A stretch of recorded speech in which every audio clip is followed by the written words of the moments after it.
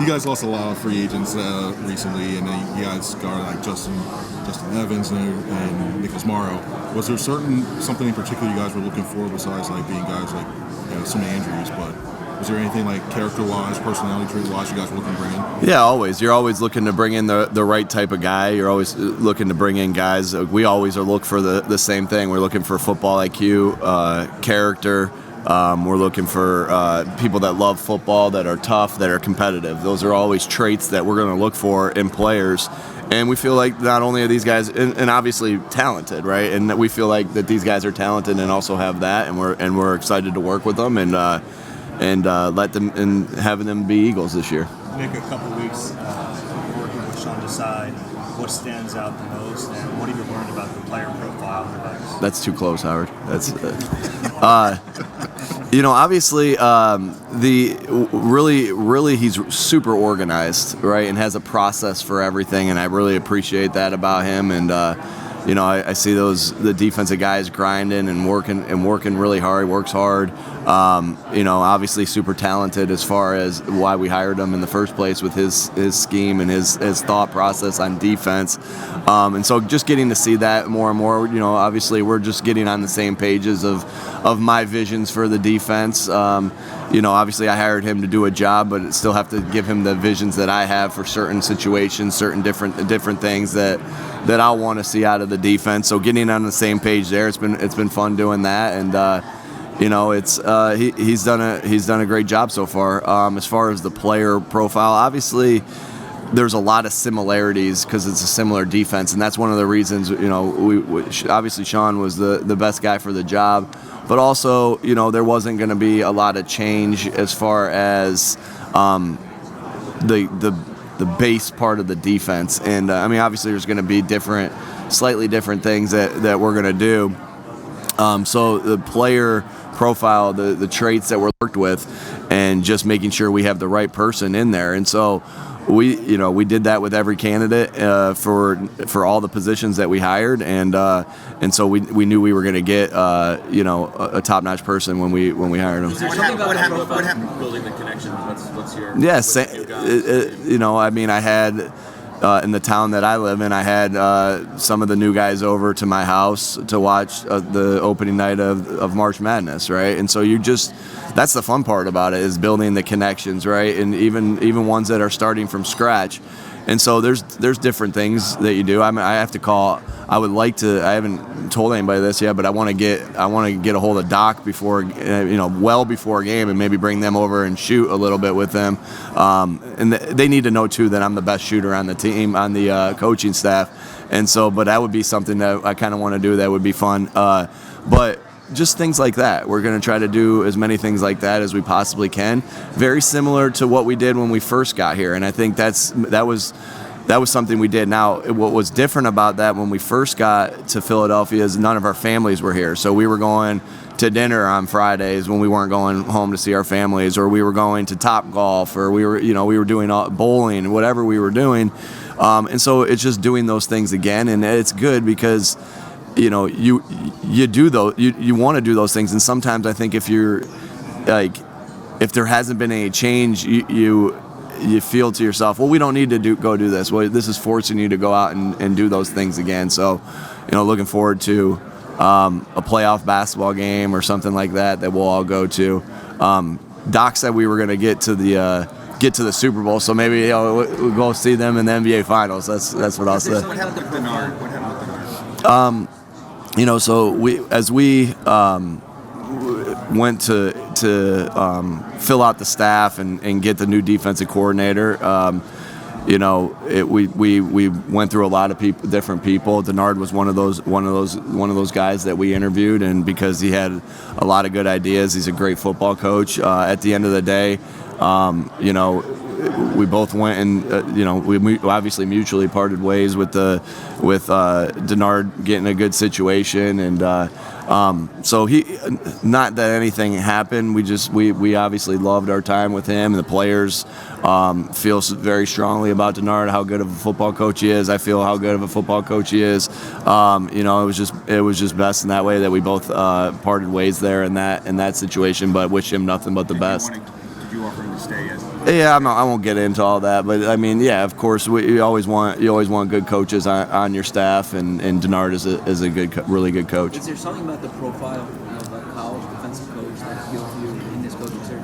I just know that there's good coaches at every level. So I was looking for the best coach. Period. What has to happen when you're a position coach? So I always say to the guys, I'm like, hey, there's multiple ways you get guys better. Four really distinct ways you get a guy better.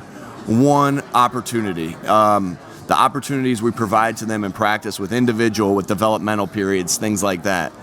Position coaches, you don't have a lot to do with that. That's the schedule that I'm coming up with, and obviously we'll bounce everything off each other, but that's opportunity. Two is the weight room, and the developments and the strides they make in the weight room.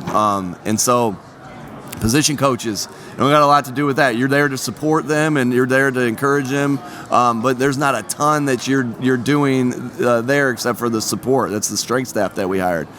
Three is the scheme. Obviously, we all contribute to the scheme of everything we're going through to get the scheme, and the position coaches do contribute to that, but the coordinators really have the final say in that, as we know. And then the last one is fundamentals, right? And that's all the position coach. And so the position coach's main job is to be able to be good at fundamentals, be able to add value in the scheme. And so what we were looking for is guys that we're going to get the players better fundamentally, and that's what we felt like we believed that we brought in with some of the new additions. With Jason back, what's your level of comfortability if Cam were to move the guard? And I guess what you're saying is like the leader of the clubhouse. Yeah, you don't have to get into leader of the clubhouse at this particular point. We'll always see what we can do to play the best five that we have right there. And Cam had a really good year of sitting behind one of the best players in franchise history, one of the best centers in the history of this game, and we're obviously ecstatic to have Jason back. He does so much for this team on the field and off the field, and leadership roles with his play.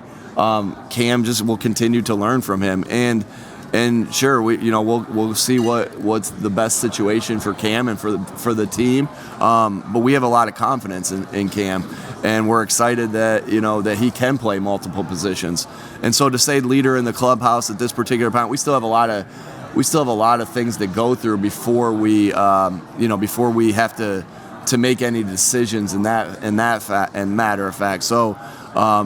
We'll see. We'll see where we go with him, but excited that he's on our team, and excited that he adds major depth to our team. How much work did he get at guard during the season last year? Yeah, a good amount. Our guys, Stout does a ton of cross training, and you're trying to cross train those guys, especially the guys that are backups, and so we feel good that he can play multiple positions. We feel like Jack Driscoll can play guard, can play tackle. You like that versatility in your guys, and we feel like Cam has that. Nick, there's a lot of personnel changes going on in the middle part of the defense, the back end. But how would you label the value or importance, rather, of retaining the two veterans on the outside? Yeah, that's a position that's not easily attainable, right? There's a lot of guys out there that we're just happy we have those two guys, with the talent that they have, and the leadership qualities that they have, and the connection that they have. Right, those two guys are tight. You see them all. I think you see Slay a lot. Saying how much he appreciates James, and we know James is a little bit more on the quiet side, but I know how much he appreciates Slay as well. So to have those two guys back that have so much ability back there, and then so much leadership ability also, I think Slay leads. He's got the C on his chest, and he leads, and James leads in a slightly different way by example.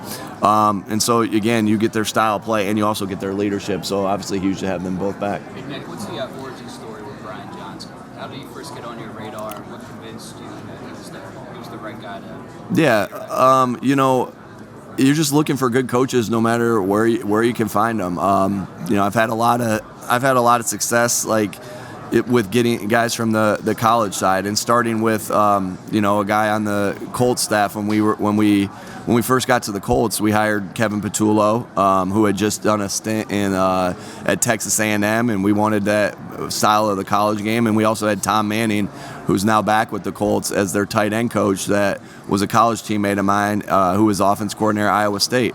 And so we saw the dividends that paid when we got to Indy with the different style of things that we were able to do, with the addition of the things that we have already had done. And so that was a similar philosophy. We were looking for the best coach. As I said to Zach, we were looking for the best coach in that scenario, and Brian was the best coach for the quarterback job. And then, essentially, why do you promote somebody? You promote somebody because you're confident that they can do the job, that they're getting promoted to. And how do you know that? Well, you know that because you're on a 2-year interview. I've been on a 2-year interview with Brian, and he's just shines every single day. Obviously, Jalen's play is we're a product of the way our players play on the field. And, his player has played great. And he continues to develop. So, and Brian's just got a really bright offensive mind. We're in there with, when you put together a plan, I know every place is a little different, but when we, the Philadelphia Eagles, come up with a plan, we're all sitting in there coming up with the plan, right? It wasn't, it was me, it was Shane, it was Brian, it's Kevin, it's Jason Michael, it's Aaron Moorhead, it's Jamal Singleton, it's Stout. It's everybody sitting in that room, and you hear the ideas that Brian brings to the table on a consistent basis, and you're confident that he's going to be able to go in there and step and do the job. So it's been fun getting to know him these last couple years, and he's just a really good coach, and happy he's on our staff. Hey, what kind of player are the Steelers getting with Isaac Seumalo and even Nate Herbig? Yeah, obviously Nate wasn't with us last year, but I can only I think the world of both the players. Isaac was a big part of everything that we had done these last 5 years. I've only been here for 2, but Isaac's been awesome. He's going out there and he plays his hardest every day. He's smart, he's tough, he's physical. And obviously we'll miss him. And then Nate, I just think Nate adds great value, great depth. He always fits in well with all the guys. The guys really like Nate, and Nate played a lot of valuable minutes for us, and a lot of valuable games for us in 2021. And dating back, I can't speak of that, but in 21 he stepped in and did a lot of good things. When we were in a run to get into the playoffs. So I think the world of both those guys as people. I think the world of both those guys as players. I wish them the best. It's tough, when you lose the relationships. But I'm happy for them in the sense that they got a good opportunity. Thank you. Yeah, of course. He thought he took a step back this year. I'm curious, when you kind of review the year he had, how do you think he played, and what are some things you think he needs to improve on? Yeah, we're in a little slightly different of an off season than we've been in the past. With us going so long, and then also hiring new coordinators, we kind of got a late jump, and so we did a little bit different. Usually, I think a lot of people's process is you split the day and you spend the morning in draft or reviewing the film, and you spend the afternoon in draft process or whatever. We spend a lot of we're heavily into the draft. We got time. This last week was our last week kind of evaluating players. Now we'll continue to have to scout different guys that pop up and circle back around, but we'll get into a heavy dose of evaluation coming up here for the next 4 weeks or so before the players get in. And so a lot of the evaluation of our season is still to come. Quez, Quez did a lot of things that really affected the game that don't show up in the stat sheet, right? With how he stretches the field. A lot of the balls that AJ caught over the middle, if you look at the tape, you see Quez running through the middle of the field to pull a safety out of there and to really stretch the field to make sure that the window's open there. And so the opportunity, I would say the difference this year and last year was opportunity. he didn't have as many opportunities, right? And we try to be upfront about that as much as we can and say, hey, this pass game runs through them, and Quez, you're going to have to do this and make, plays when it's time to make plays. And so I think what he was probably frustrated with is that he didn't make the amount of plays that he made last year. He did have some timely plays for us, but sometimes, what happens is when there's a play with everything on the line, you throw it to AJ, you throw it to Dallas, you throw it to Devontae. That's not an indication that we don't trust Quez. It's just an indication that our pass game runs through those three guys. And so, I know Quez, wanted to make some of the plays that he felt like he didn't. I think also what he's saying there is he's taking ownership and accountability of him getting better, not looking at anybody else. And that's what you want from your team, to everybody to look in the mirror and say, how do I get better? How do I help this team win that last game? We got a long way before we were ever be in that position again. But how do I get better to help our team win one game in this game or that game, or get better in practice? And so Quez is embodying what our team embodies, is the accountability piece of how he gets better, and only worrying about that and trying to get better for the sake of the team. How's your safety depth chart look in your eyes, and is Blankenship ready to take a step up?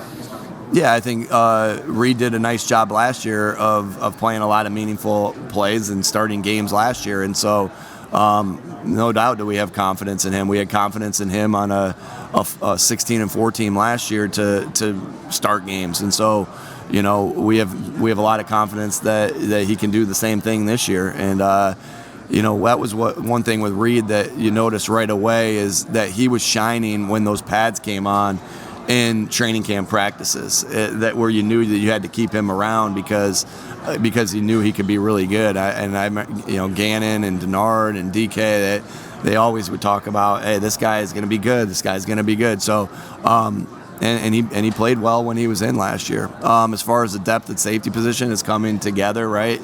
But you're never a finished product. I mean, we got Chauncey at the end of training camp, right? And so we like the room that we have right now, and we'll see what we do to continue to go with that. Did you do the self-scout part yet? No. You haven't done that yet? Yeah, that's coming. Miles Sanders is going on in the Panthers. What gave you guys confidence to go with Rashad Penny and to add him in the offense? And there's also those rumors about Zeke potentially, being interested in joining you guys. What do you think about that as well, too, that whole situation? Obviously I wish Miles the best, rooting for him. And, it's hard. Anytime you lose a player, you're sad because you lose you lose part of that relationship of seeing him every day. So, but really rooting for him, and his success. We feel really good about the room as it is right now. We love the addition of Rashard and wanted to coach him for a long time. He was playing at San Diego State when I was with the San Diego Chargers, and when it was still San Diego Chargers. So, was able to see his career as a college player, and always thought very highly of him and the teams that he was on. And so, excited about that addition, really excited. We all saw Kenny Gainwell have a really good playoff run, and it seems like every time Kenny's in the game, he makes plays, right? Whether that's in the pass game or whether that's in the running game. Boston being back is huge. I think that's somebody that you always want to have on your team, and I'm really glad we have him, especially because I know how much Shane likes him too. And so I don't know if there was anything going on, but I remember Shane always saying, "Man, I love Boston." We all love Boston, and so he just provides great depth. He did what I was awesome about Boston last year is that he had the limited opportunities to make plays, but when he did, he made them, and then he found a niche as a kick returner, and I thought that was great. And then Trey Sermon, really excited about him. I can't tell you how many times at practice, and Trey didn't get an opportunity to showcase his talents, except for that game against Jacksonville, but I can't tell you how many times at practice he made a cut, or you just saw him in his pads, or he made a play on a screen, or whatever it was, or you're like, man, this guy got a chance to be really good. Wish we could get him touches, but it just wasn't we couldn't do it last year. So I'm really excited about that room. Really excited about the guys we have in that room. Hey, and obviously think, you asked me about Zeke Elliott. He's a heck of a player. He's obviously a great player that I've had the opportunity to watch from our sideline, 4 times in the last 2 years, and just think he's a really outstanding player. Nick, you mentioned the shortened offseason. You mentioned the shortened offseason. Obviously, there's an emotional toll that comes with going to the Super Bowl and not winning that game. How do you navigate that? I think hey Joey. I think you're obviously disappointed that you got that far. My brother asked me to text his nephew who was playing in the state championship basketball game last week in the state of New York, and I texted him. I said, hey, I've been in regional championship games in basketball while I was in high school. I've been in national championship games as a coach. I've been in, and I've been able to coach in the Super Bowl, and it's always about the journey. Go enjoy this journey, but the journey's a lot more sweet when you win it. And they actually won. I don't think it had anything to do with my pep talk, but they won, and I was happy for them. But it was a special journey, and I think when you look back at it, you know it's a special journey. But the other thing that it does is it builds your hunger of wanting to recapture whatever you can recapture. Again, we won't talk. Us. We're not going to talk about the Super Bowl. We got to get back to the Super Bowl. You're not going to hear us say that. You're going to hear us say we got to go attack the next segment of our process, right? And which will be the off-season program, which will be OTAs and different things like that. What it does is it just, you get close and it just fuels your hunger of just what the steps that you had to take to get there. And then that every detail matters, and you're going to go and try to recapture everything you can as far as the work to put in. And so I think that's just what it does. It just makes you more hungry. There's that thing that Jalen talking. He's like, I'm not hungry. I'm starving. You guys all saw that. I'm starving for this. All right, and I think that just makes you more hungry, makes you more starving, and I know that's the sentiment of the guys that we have in that locker room. I know that's the sentiment of the coaches. I sure know it's the sentiment of me, just more determined than ever. Nick, the numbers dictate that the Super Bowl loser does not get back next year. It's only happened twice the last 28 times. Why do you think that's the case? And you talk about trying to get the guys' energy and moving forward, but why and how do you do that? I can't answer. I can't answer that. All I can answer is that one thing that I always admired about our team last year was, we put together. Howie did a great job of assembling all the guys that we had on that team. Thanks, Bob. And what was very evident was, you heard a lot of people talking about us in the preseason last year, like, oh my gosh, this is a super team. Look at all these guys that have in it. And I remember Jason Kelsey very vividly going, I don't care who's on this team. It's going to take the work every single day to get to where we want to get to, right? And that was the message over, and that's why we have great captains and great leaders on this team. That was the message over and over and over. It felt like that's what we were saying after every training camp practice, right? That it doesn't matter who you assemble, right? It's about the work that we have to put in to get ready to play our first game, then our second game, then our third game, and so on and so forth. And I think that we'll bank on that too next year. I don't care what happened last year, right? We don't care that we went this record or played in the Super Bowl or anything like that. We don't give a crap about what the numbers say of who, he was able to get back to the Super Bowl.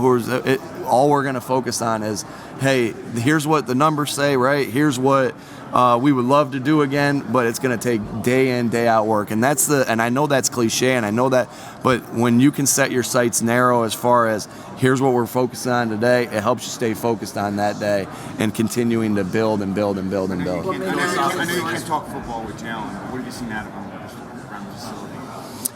Yeah, that he's still in there working hard, still in there going, lifting and working it like a maniac in the weight room.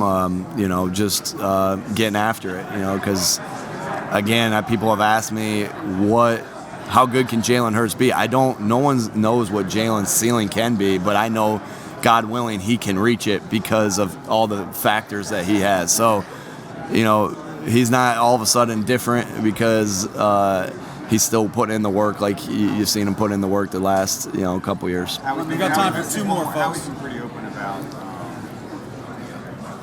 extend? Did you open this? Yeah. He wants to extend him. He seems pretty confident. Will that change the way you approach how you use him, especially in the run game? No, we'll do, part of what makes Jalen special is everything that he can do. And so we'll do what we have to do to win football games, no matter what that is. And Jalen, does a lot of things special, and we'll try to showcase all the things that he does special, and we'll try to recap the things that that we did last year with him, and then try to add some new wrinkles with different things that we do. So it would not. Yeah, we'll do what we need to do to win games, and we have a special quarterback, and we'll use his special abilities. Last one, guys. Choice at backup quarterback, and what information did you get about the way it ended with the Falcons? Say the first part of the question again, Zach. Mariota, the choice for the backup quarterback. Yeah. Gosh, what you find out about the way it ended? Yeah. I've been wanting to coach him for a long time. Frank and I went and worked him out in 2014 at Oregon at a private workout, and we just thought the world of him as a person. Obviously, his play spoke for itself, but he's very talented in a lot of different things that he can do. He's played good football in the NFL. I'm not a guy that always says that you have to have the same type of quarterback, and you just want the best quarterback available to be able to go out there and win games. Now, with that being said, there's a lot of things that we can recapture with Marcus being the backup that Jalen brings to. So that's a lot of different things, right? And that could be, Jalen's sore. The Giants game this year, he's sore of something, and now you have the ability to bring some of the run game stuff in with Marcus. So that's a positive part of it.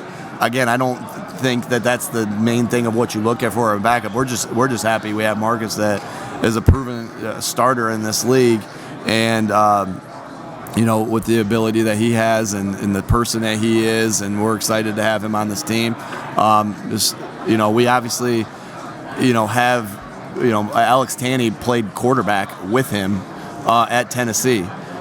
They were teammates. They are friends, right? And Jason Michael was his coordinator and also his quarterback coach.